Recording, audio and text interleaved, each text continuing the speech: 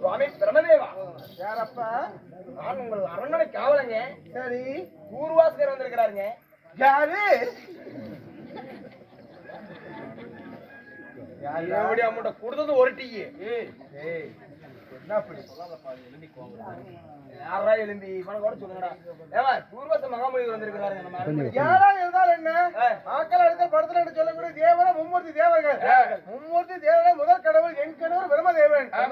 யாராக இருந்தாலும் சரி, வரம் பெற வந்திருந்தா எங்கள் பாதத்தை வணிந்து வேண்டும் மரத்தை பெற்று போக சொல்லு. அப்படியே கேட்டுக்க. ஏங்க யாரா இருந்தாலும் சரி, தேவர மும்மூர்த்தி தேவருங்க. அதுலயும் பிரம்மதேவன் முக்கியமானவராமா.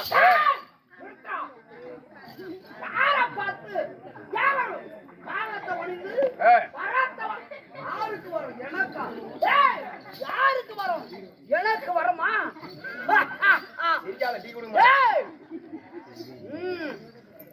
அதிக கோபம், அதிக கோபம். குடிச்ச குடி இல்லைன்னா அதிகமான கோபம் ஆகிவிட்டது. சக்தி லோகத்துக்கு வந்து பெருமானுக்கு பார்த்தா இதோ நமக்கு தகுந்த மரியாதை கொடுப்பான் நினைத்தேன். ஆனா தகுந்த மரியாதை கொடுப்பதில்லை, அவன் சாபத்தை தான் பெற்று போவான் போல தெரிகிறது. மீண்டும் சொல்லு. தூர்வாச மகாமுனிவரை மரியாதையோடு அழைத்து போனால் அரண்மனைக்கு உங்களுக்கு நிம்மதியாக இருப்பா, இல்ல நிம்மதியை இழந்து விடுவா என்று சொல்லு. மகாராஜா யாருப்பா நீ? ஏங்க அவர் மீண்டும் சொல்லி இருக்கிறாருங்க. பூர்வாச மகாமுனிவருக்கு மரியாதை கொடுத்து உள்ள அரண்மனையில அழைச்சிக்கணுமா? சரி, அவர் பார்த்த பண்ணிக்கணுமா? இல்லன்னா அவருக்கு கடுமையான சாபத்தை கொடுத்துருவாராம். அவரே சொல்றாரு பூர்வாச முனிவர், நாங்க கடவுள். உண்மைதான். அப்படி இருக்கும் பொழுது கடவுள் பார்த்தது தான் முனிவர் பண்ணிய வேண்டும். எங்களை பார்த்து அவரை பண்ணிய சொல்லடா. ஏங்க என்னதான் இருந்தாலும் நீங்க ஒரு முனிவரே, நாங்க கடவுளே. கடவுள் நாங்க என்னதான் இருந்தாலும் முனிவர் வந்து நான் முனிவரா இருந்தாலும் நான் சொன்னக்கூடிய மந்திரத்துக்கு கட்டுப்பட்டவன். திரும்ப பையன் என்ன சொன்னான்? ஏன் பிரஷர் மாத்திரம் போட மாட்டியா? அப்படி ஒரு கோபம் அதிகமாகுது. இது உடம்போடு வந்த கோபம். எனக்கு பிரஷர் வந்து கோபம் வரதே இல்ல. சரி சரிங்க. அப்படி கோபம் வந்தா நான் திடீர்னு செத்து போயிருவேன். ஆனா சாவுமா எப்ப நடந்ததில்ல சாமி. திடீரென்று எனக்கு கோபம் வருவதில்லை. உடம்போடு பிறந்த கோபம். எங்க டீ போற?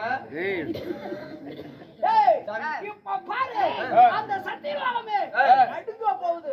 சத்தியலோகமே அடிக்க போகிறோம். உண்மறந்துக்கிறேன்.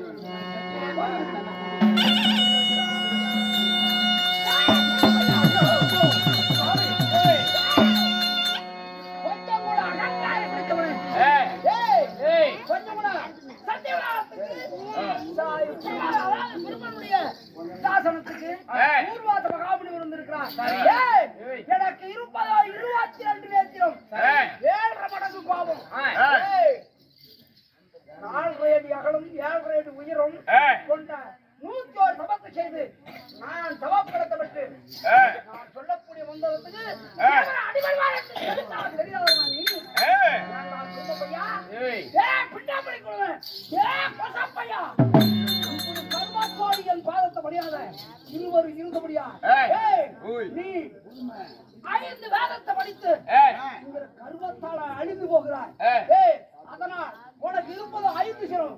5 சிரமத்திலே 5 சிரத்திலே தனிய தர்மசிர அழிய கடவுள் பிடிச்சாம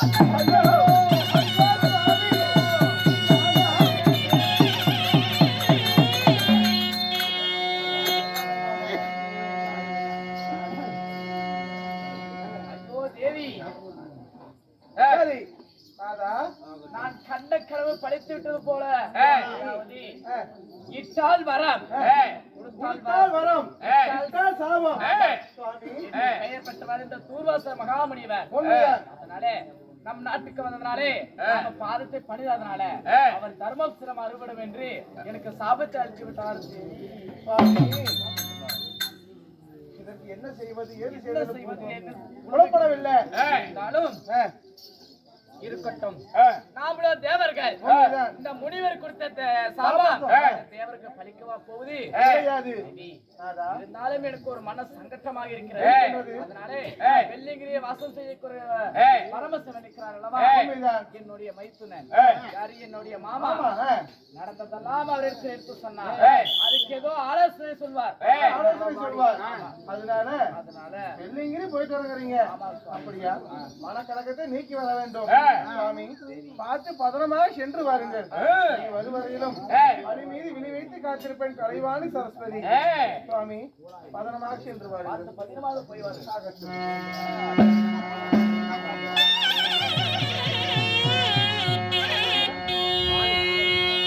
அந்த வெள்ளிங்கிரி தன்னை தேடி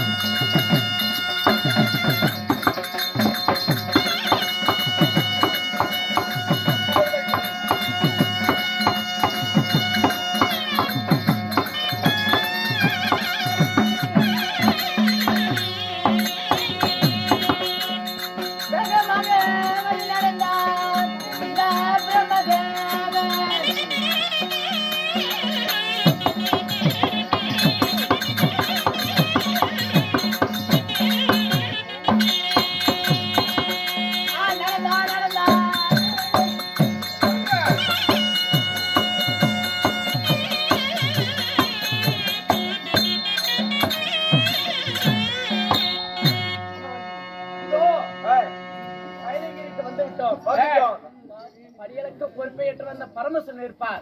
அவரை சந்திப்போம். பிண்டத்தை முடிக்கிறோம். என்ற அகந்தை அவனுக்கு தர்மஜர அழிய கடவுள் என்று சபித்தேன். சாபம் கொடுத்துட்டீங்க பிரம்மதேவனுக்கு. இதோ வெள்ளிங்கிரி ஆளக்கூடிய கைலாசவாசன் சிவபெருமான் அவன் என்ன மரியாதை கொடுக்குறான். அவனுக்கு என்ன சாப்பிடணும் நீ பாரு. அவன் என்ன கோலம் கட்டணுங்க? அவன் மரியாதை கொடுத்தால் ஆச்சுது இல்லையே, அவனுக்கு என்ன கதி பாப்பான்.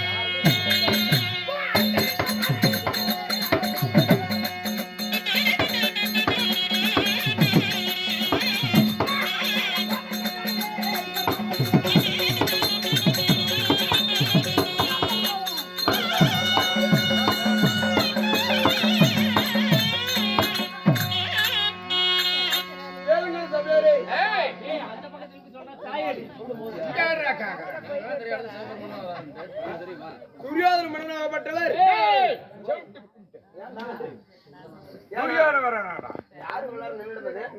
பழைய பாட்டை துர்வாசகர் மகா முனிவராகப்பட்டவர் பிரம்மதேவனுக்கு தர்மத்தில் அறுந்து போவது கடவா என்று சாபம் அளிக்க பிரம்மதேவன் தான் இப்படி நமக்கு மரியாதை கொடுக்கிறேன். சிவபெருமான் எப்படி மரியாதை கொடுக்கிறான் அப்படி சிவனிடம் தேடி செல்லும். அதே சமயத்தில் வெள்ளிங்கிரியை பொறுப்பிடமாக ஆண்டு வரக்கூடிய சிவபெருமான் ஒரு விதம் காண்க.